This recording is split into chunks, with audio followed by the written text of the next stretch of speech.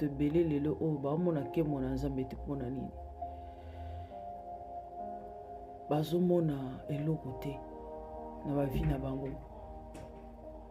Pourquoi? O eza na batu oyo bango batambolaka na bango bazala na crainte de Dieu te. Ba camarade oyo ozotambola na bango wana bazala na crainte ya nzambe te. Tango yo ozoko s'attacher na bato ba na crainte ya nzambe te.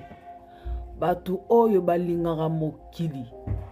Po Bible bien ke mutu oyo akolinga mokili aza ennemi ya nzambe. Pona na mokili tozomona kaka désir de la chair.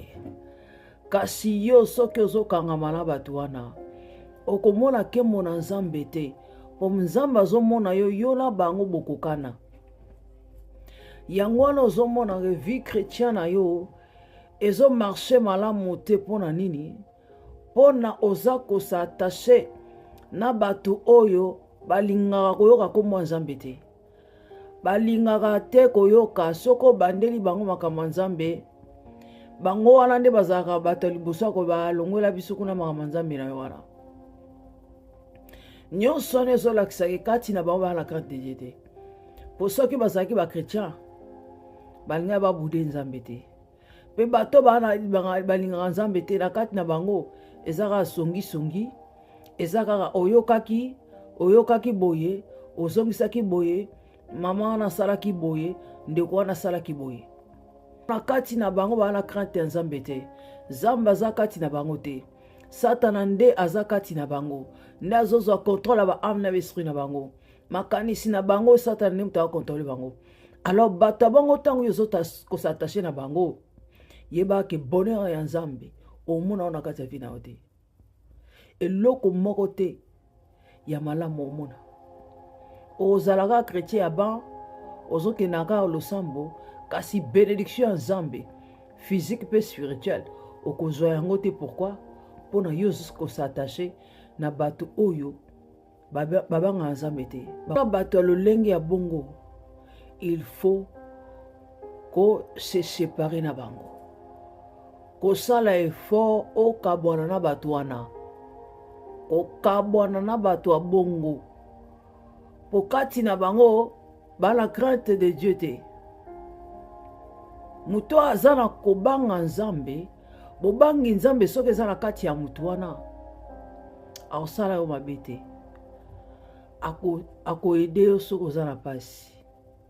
Akosalisa yo.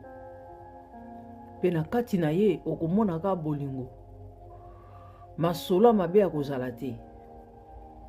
Crainte ya nzambe esalaka biso epesaka biso comportement moko ya malamu.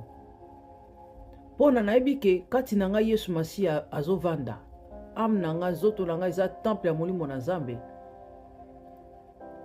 Ekosala nga ke natambola toujours na crainte na ye. Ekosala nga ke nabanga Nzambe pe natambola na mabe te. Tango bato bana Nzambe te yaya baza prêt à tout. Baza prêt à tout. Yango wana tosala très attention na bato wana. Kabona na bato wana oui baza ba camarade no bomwana kasi bango bazo partager même foi na yo te. Yo Nzambe abengi na musala na ye malgré te ya bango babongo na baboya tika bango. Bakende yo bondela pona bango yebisa Nzambe a changer bango Nzambe osala yango. Lokolo sala bolingo pona bango Nzambe osala yango. Kasi kokangama na bango te pona bako séduire yo bako longolo na nzela Nzambe po amemo na nzela na bango. Zala prudent, zala vraiment prudente na bajare ya bato wana na bato wana ba camarade na biso oya kala po okabana bango.